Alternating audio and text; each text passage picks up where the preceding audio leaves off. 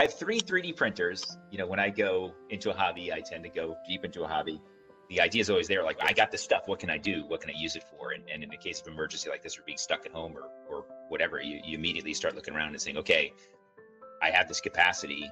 How can I utilize it to best, help out? This is a simple piece of transparency plastic, and this is actually recycled from a class I taught. It inserts into this shield here, or the headband, and there's a little clip. And what these are, they're ear savers. They hook in there so that you don't destroy your ears from wearing this kind of stuff over and over and over and over again. I've been shooting for like 50 a day. I'd lost count, around 200. We have another 3 batches to go out, one to Long Island, one to Schenectady, and one to Connecticut.